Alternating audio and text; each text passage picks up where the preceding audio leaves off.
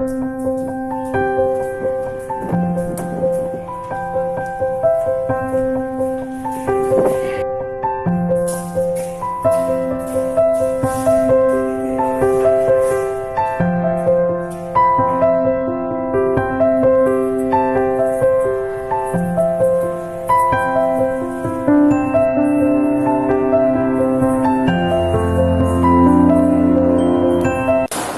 morning, class.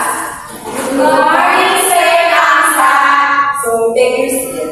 Thank you, sir. So, today I will discuss a instructional design. So, before I proceed, in your own understanding or opinion, what is a instructional design? Can you call Karatia? In your own understanding or in your own opinion, what is instructional design? In my own opinion, the instructional design is all about the step-by-step of how we will teach. And this is will give us, like, imagine you want to bake a cake. So, kailangan mo ng procedure, na tamang procedure para makagawa tayo ng masarap na cake. Ganun din siya sa instructional design para ma-adapt at mabilis maintindihan ng mga student kung ano yung nililesson natin sa kanila. Very good. So, In my own opinion, instructional design is a process of our teacher how to deliver carefully their topics. So, thank you very much. So, lahat naman ng binigay niyo sa sagot is tama naman siya. So, now, we will discuss all about the instructional design.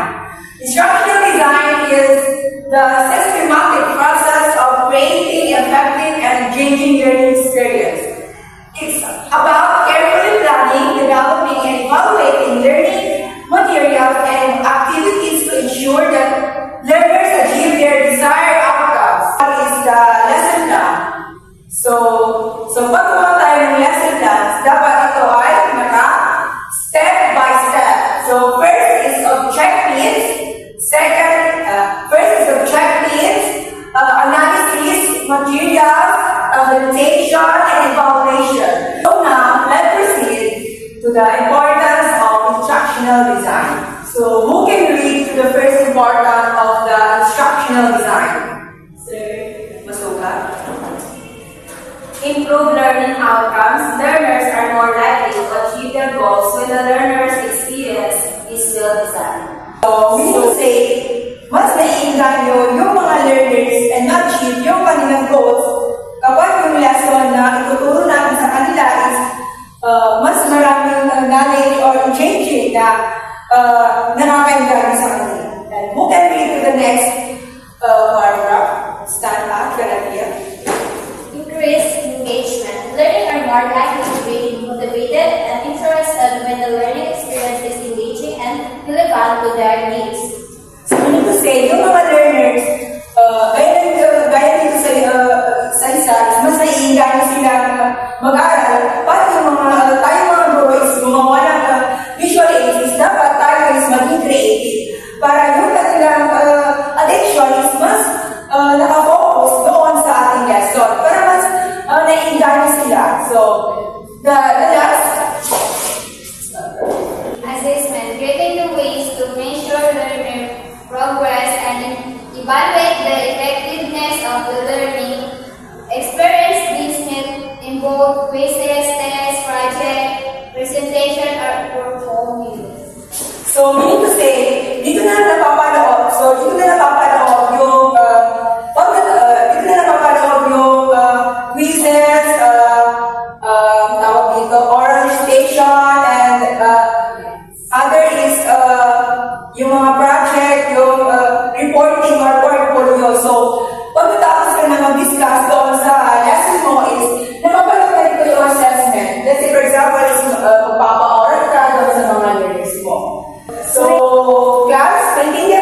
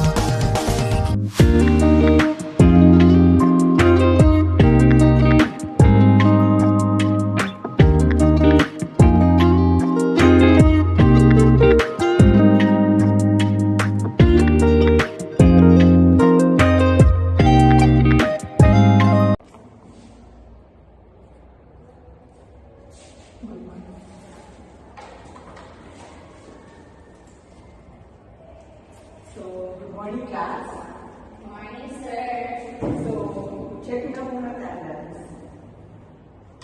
Kanapian Rosana, Present, sir. Daphne, Present, sir.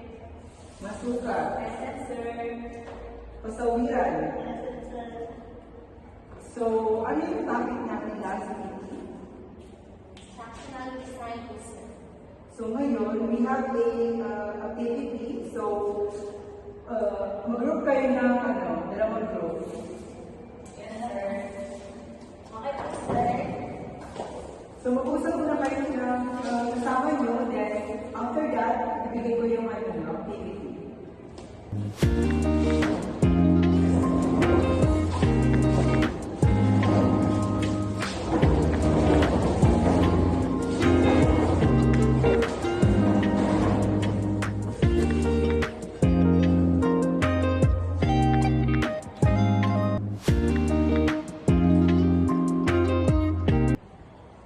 So, susulat ko muna dito and then ibigay ko sa inyo, then pag-salutan na lang. Okay, sir.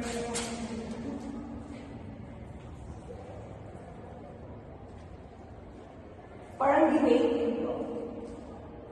Okay, sir.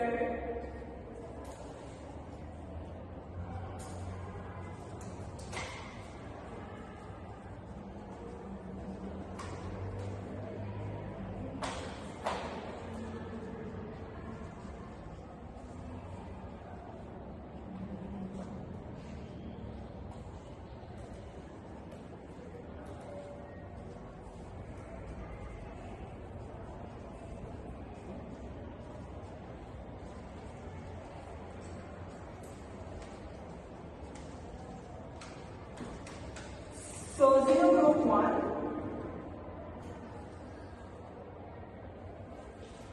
You can pick question.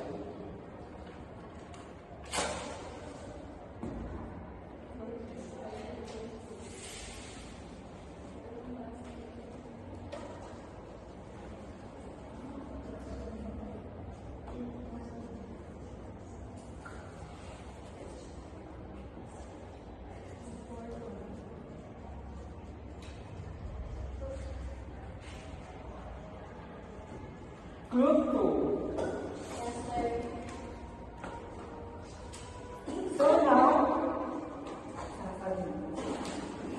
answer the question.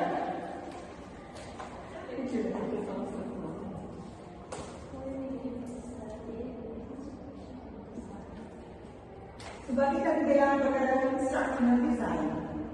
At ano ang kahalagaan ng instructional design? So, sinong first na nagsagot?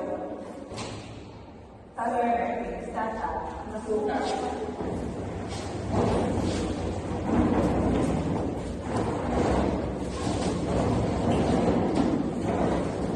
Magbigay na nga ng mga idea sa isa. Go.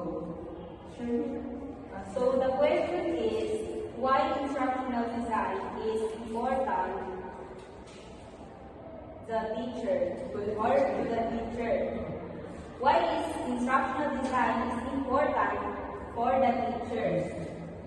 So A, bakit nga ba importante ang instructional design for our teachers?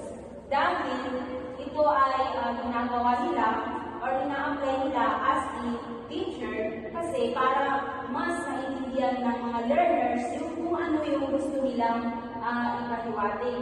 At para din ano ng mga estudyante, may apply nila in the future.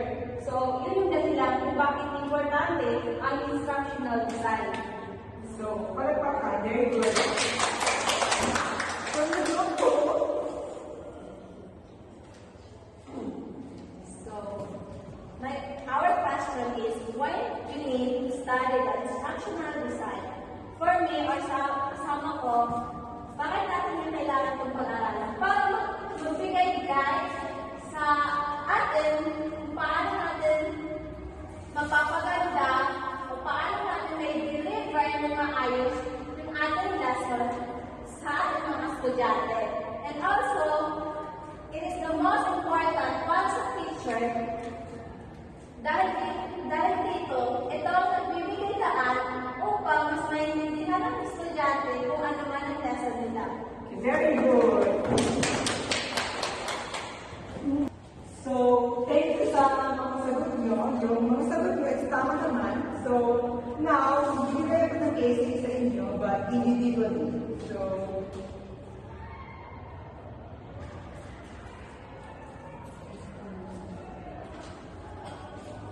So you can start your answering the question.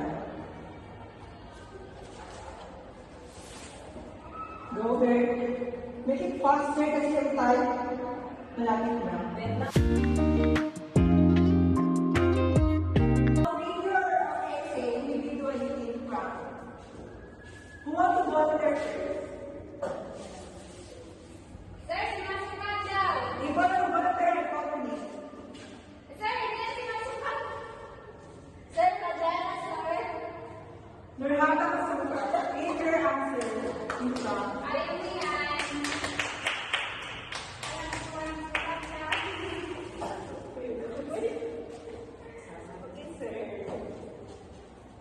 Ano ang question mo, sir?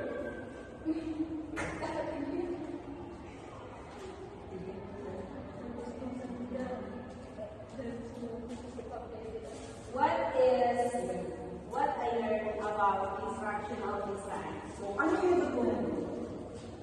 I learned a lot of things that I can apply in the future. So, Okay, that's all. Very good. yes, Darcy, Yes, sir. read your answer. Ano yung natutunan mo sa instructional design? Natutunan ko, sir, sa instructional design is Huwag po tayong tumawa.